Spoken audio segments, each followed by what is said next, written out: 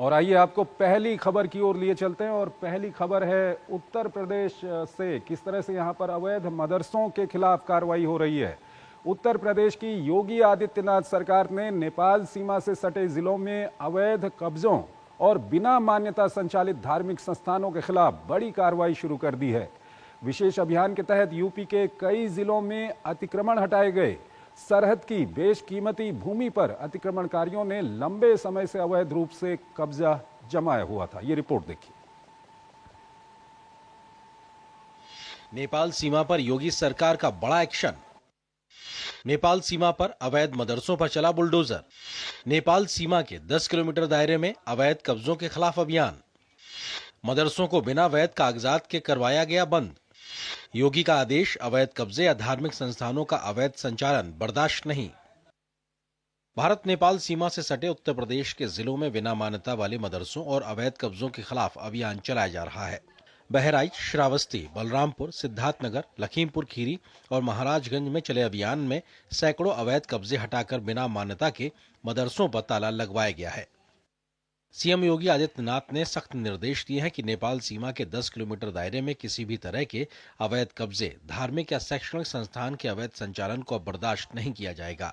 अभियान के आंकड़ों के मुताबिक बहराइच की नानपारा तहसील में भारत नेपाल अंतर्राष्ट्रीय सीमा के पास सरकारी भूमि पर अतिक्रमण के 227 मामले चिन्हित किए गए थे।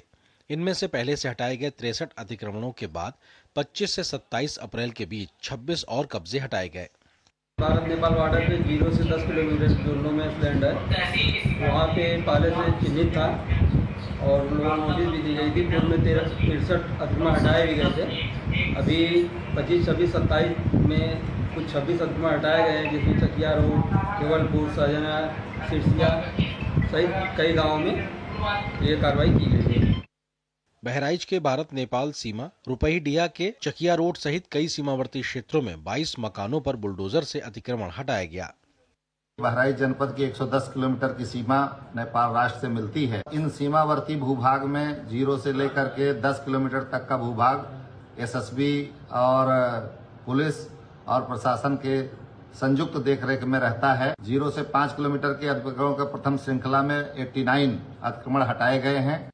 श्रावस्ती में वैध कागजात न होने पर 17 मदरसों को बंद करवा दिया गया, जबकि अवैध कब्जों के 119 मामलों में भी कार्रवाई की जा रही है।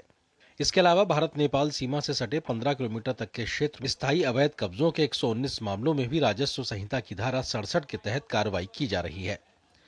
योगी सरकार ने स्पष्ट किया है कि नेपाल सीमा के 10 किलोमीटर दायरे में किसी भी प्रकार के अवैध कब्जे, धार्मिक या शैक्षणिक संस्थान का अवैध संचालन बर्दाश्त नहीं किया जाएगा। प्रशासन को निर्देश दिए गए हैं कि चिन्हित अतिक्रमणों का शीघ्रता से हटाया जाए और नियमित मॉनिटरिंग की जाए। भारत में भी और नेपाल में भी तमाम अतिक्रमण का वो जमीनें शिकार हुई हैं जो कि नो मैंस लैंड थी। हमारे ठीक पीछे जो मस्जिद गिराई जा रही है, ये मस्जिद जो है अतिक्रमण में थी और नोटिस पाने के बाद मस्जिद के कर्ताधर्ताओं ने इसको तोड़ना शुरू किया है। श्रावस्ती जिले में निश्चित रूप से 32 जगहों पर जो है अवैध निर्माण की नोटिसें दी गई है। कैमरामैन विवेक के साथ Ashutosh Shukla, DD news, Bharat Nepal border, Shravasti. और अगली खबर